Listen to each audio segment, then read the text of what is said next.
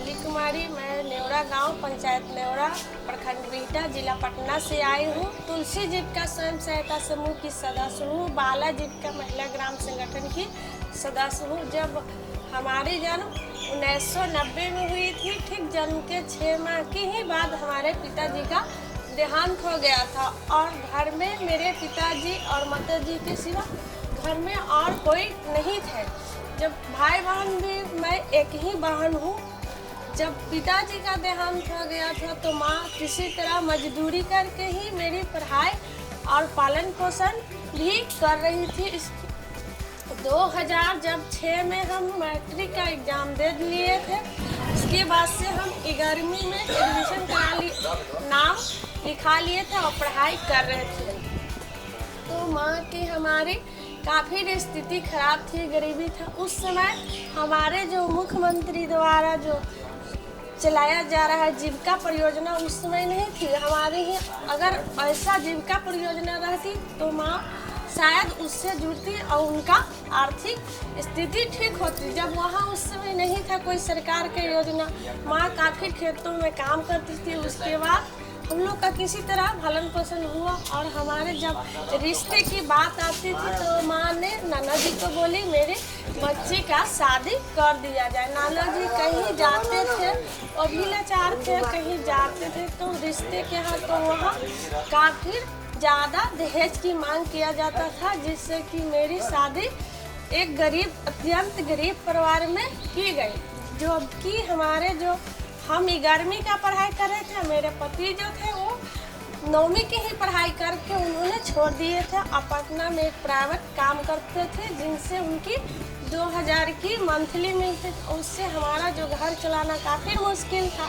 हमारे 3 बच्चे थे, पढ़ाई लिखाई में बहुत दिक्कतें आ रही थी। जब हमने 2017 में समूह में जुड़े, तुलसी जीविका समूह में जुड़े, जीविका में आए तो बैठक में जाने लगे, बचत करने लगे। हम वहाँ जब जुड़ाव हुआ, आने जाने लगे, ऋण मिला, जिससे कि हम 30,000 रुपया ऋण लिए और हम अपने ही घर में एक छोटा सा दुकान किए, जो कि मेरे पति चलाते हैं दुकान। और बकरी पालन किए, हमने मुर्गी पालन भी किए।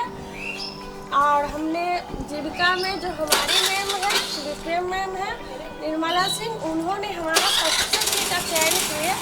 जो हमने ट्रेनिंग के ही दौरान हमने बधियाकरण भी सीखे, टीकाकरण भी हम करते हैं, कहीं भी जाते भी हैं और गांव में भी जाकर हमने बकरियों को देखभाल करते हैं। उससे कि हमारी इनकम 5 से 6 हज़ार हो जाती है और दुकान का इनकम दोनों मिला के हमारी अभी 15,000 तक हो जाती है। और हमारे 3 बच्चे हैं, वो भी स्कूल जाते हैं।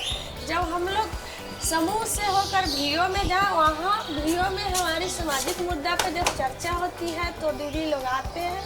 दीदी उसी में से एक कांति दीदी आई और बोली दीदी मेरी तो 5 बेटी है, मेरी बेटी की कैसे शादी होगी। तो मुझे लगा कि जो मैं झेली हूँ वही इनके साथ है। उनके पति भी थे, शराब पीते थे, उनकी 5 बेटी थी। दीदी भी काम करती थी खेतों में।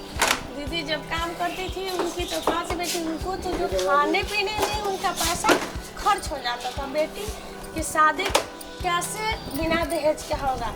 जब हम लोग बोले दीदी अपने बेटी के लिए रिश्ता कहीं देखिए, हम लोग कुछ अपने ग्राम संगठन से आपकी मदद करेंगे। दीदी ने जब अपनी बेटी के लिए रिश्ता देखी, उनके जो रिश्ते वाले लोग आए तो उनकी बेटी को देखकर उन्होंने शादी तय कर लिए। बोले हमको कुछ पैसा नहीं चाहिए, आपकी बेटी अच्छी है, हम ठीक है, नहीं पैसा दीजिएगा, गरीब है, ऐसे कह के उन्होंने शादी जब तय हो गया, उनका बेटी की शादी बिना दहेज के एक आदर्श शादी हुआ।